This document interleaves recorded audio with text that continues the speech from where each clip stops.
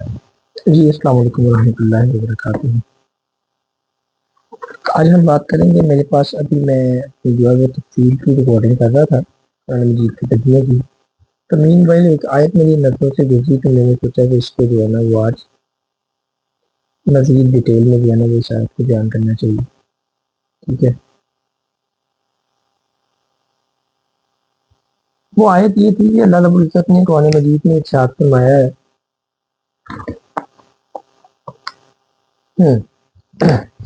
وَاسْتَعِینُوا بِالصَّبْرِ وَالصَّلَاةِ، صبر اور نماز سے اللہ رب العزت کی مدد چاہے، ٹھیک ہے۔ آج ہمارے پاس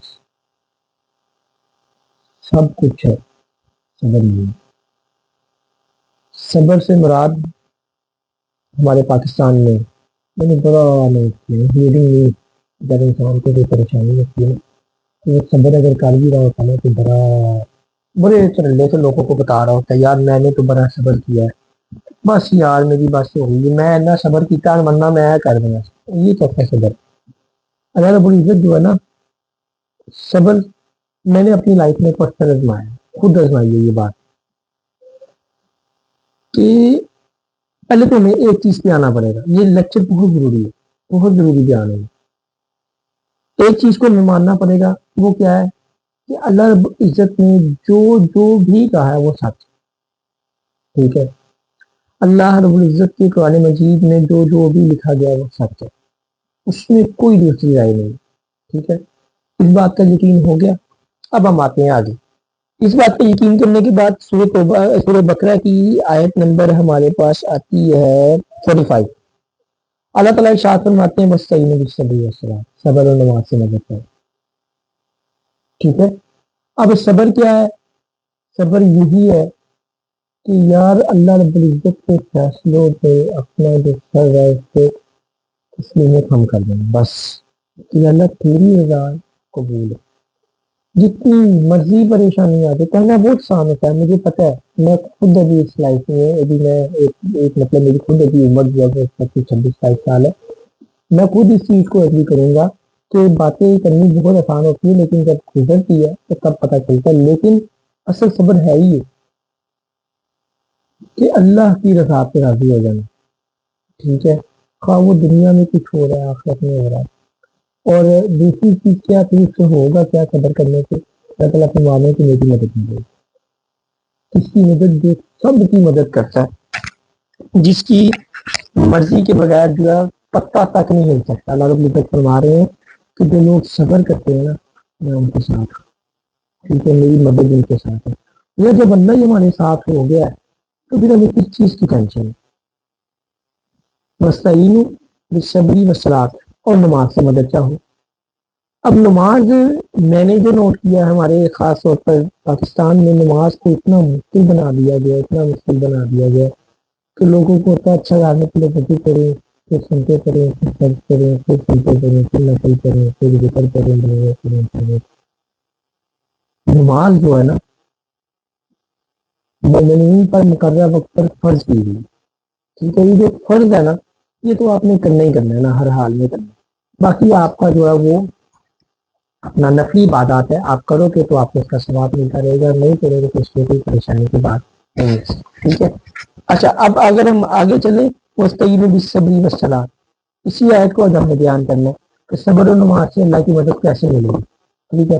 میں اگر آپ کو اپنی بات کروں، میں نے اپنی لائف میں جب مشکل میں آیا ہوں، ایون کہ نا ایک اسٹیج آتی ہے، یہ دو چیزیں انسان کی زندگی میں، میں آپ کو بڑی مزے کی بات بتا رہا ہوں، اور بائی گاڈ سے میں اپنی لائف کو یہ آپ کو بات بتا رہا ہوں کہ اگر آپ کے اندر یہ دو چیزیں نہیں نا تو آپ کی زندگی میں برکت بھی نہیں ہے، سکون بھی نہیں ہے، راحت بھی نہیں ہے، اور ڈپریشن ہے، اس قدر ڈپریشن ہے کہ آپ کو امید نہیں رہے گی گھر والوں کی، ٹھیک ہے۔ کون سی دو چیزیں؟ صبر اور نماز۔ اگر صبر اور نماز نہیں ہے نا تو آپ اینڈ یقین کریں۔ اچھا میں نا خود انسان ہے نا مشکلات میں گر جاتا ہے کبھی تو وہ پھر دنیا کے سہارے ڈھونڈتا ہے، اچھا یہ بندہ میری مدد کر دے گا، یہ مدد کر دے گا۔ میں آپ کو بتاتا ہوں، ابھی کچھ دن پہلے نا میں بہت پریشان تھا، پریشان مطلب الحمدللہ کوئی پریشانی نہیں تھی لیکن عجیب سا نا ڈپریشن پہ چل رہا تھا۔ میں نے نا اللہ رب العزت سے دعا کی، میں نماز پڑھی، نماز پڑھتے میں اللہ رب العزت سے دعا کی، میں کہ اللہ دیکھ میں تجھ سے جو ہے نا صبر مانگتا ہوں، اور مجھے نماز کا ایسا عادی بنا جیسے کہ دعا کرتے ہیں، ربی جعلنی مقیم الصلاۃ ومن ذریتی، ایسا عادی بنا دے کہ اللہ مجھے نماز کے بغیر دل نہ لگے، ٹھیک ہے؟ تو وہ اب میں نے خاموشی اختیار کر لی، میں کہا اللہ رب العزت میں خاموش ہوں، میرا ڈپریشن بھی تو نے ختم کرنا ہے، مجھے سکون بھی تو نے دینا ہے، لیکن میں کیا کروں گا، میں صبر بھی کروں گا اور نماز بھی کروں گا، میرا تجھ سے وعدہ ہے، لیکن تو نے کہا ہے کہ جب تم لوگ مجھے پکارتے ہو تو میں تم لوگوں کی دعائیں بھی قبول کرتا ہوں، ٹھیک ہے نا؟ جیسے کہ میں نے آپ کو پچھلی آیت میں فرمایا تھا، سورہ اپنا سورہ بقرہ کی آیت نمبر 2، جب میں رمضان کا بیان کر رہا تھا، اس میں کہ اللہ تعالیٰ فرماتے ہیں کہ مجھے پکارو میں تمہاری پکار سنتا ہوں۔ تو جب ہم ان چیزوں کو کولیبریٹ کرتے ہیں، اس کو ملا کے رب العزت کے حضور پیش کرتے ہیں کہ اللہ ٹھیک ہے میں صبر بھی کروں گا، میں نماز بھی کروں گا، لیکن صبر وہ کروں گا جو تیرا حکم ہے، بالکل، لیکن تو نے جو نا تھی میری مدد بھی کرنی ہے، ٹھیک ہے؟ تو نے کہا نا کہ میری مدد تمہارے ساتھ ہے صبر اور نماز سے، تو تو نے یہ بھی کہا ہے قرآن مجید میں کہ میں تمہاری دعائیں قبول کروں گا، لیکن میری دعائیں بھی قبول کرنی ہے۔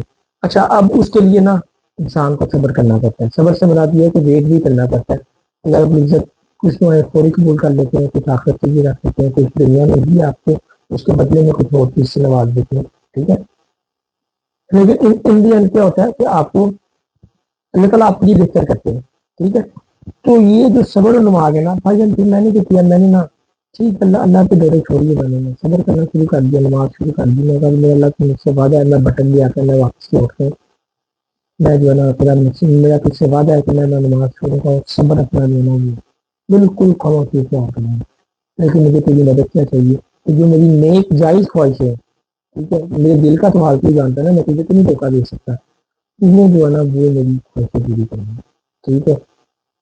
تو یہ چیزیں ہوتی ہیں کہ صبر اور نماز، یہ دو چیزیں اگر ہم اپنی زندگی میں لے لیں نا تو یقین کریں سب کچھ ٹھیک ہو جائے گا۔ اچھا، میں آپ کو مزے کی چیز بتاؤں، جب آپ نماز میں اپنی زندگی میں شروع کریں گے تو آٹومیٹکلی آپ کے دوسرے گناہ ختم ہو جائیں گے، جیسے کہ غیبت ہے، بہتان ہے، تہمت ہے، وہ کیسے ہوں گے؟ اللہ تعالیٰ نے قرآن مجید میں ساتھ میں آیا کہ بے شک نماز جو ہے برے کاموں سے روکتی ہے اور باقی لوگ کی ہے، تو جب آپ کی نماز اچھی ہوگی تو آپ کو باقی کاموں میں آپ کا ٹائم بھی نہیں ملے گا اور آپ کا ذہن بھی نہیں جائے گا اس طرح جب آپ صبر کریں گے تو آپ کی باقی زندگی میں آپ کے رشتوں میں بھی برکت آ جائے گی، سکون، جب آپ کی زندگی میں سکون جو آ گیا تو چڑچڑاپن نہیں ہے، تو ارد گرد کے لوگ بھی آپ سے محبت کریں گے، آپ بھی ان سے محبت کریں گے، ٹھیک ہے؟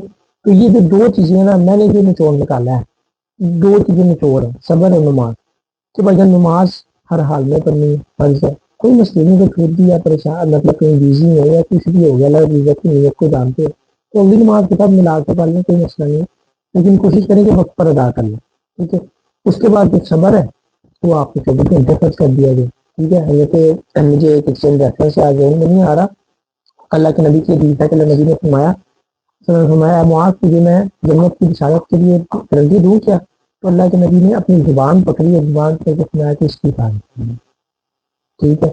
اس سے کسی کو نقصان نہیں پہنچانا، تو یہ کیا ہے؟ یہ صبر ہی ہے، ٹھیک ہے؟ کوئی آپ کو گالیاں دے رہا ہے، کوئی آپ کو غریب کر، اللہ آپ کو جانتے ہیں، جب اللہ رب العزت آپ کے ساتھ ہے تو پھر آپ کو کسی چیز کی ٹینشن نہیں ہے، ٹھیک ہے؟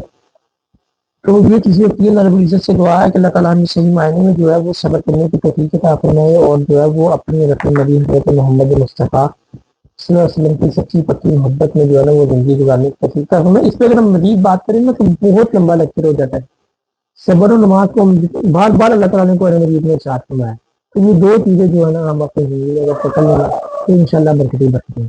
اللہ تعالیٰ سے دعا ہے کہ اللہ تعالیٰ نے صحیح معنی میں دین کو سمجھنے اس پر عمل کرنے کی توفیق عطا فرمائے۔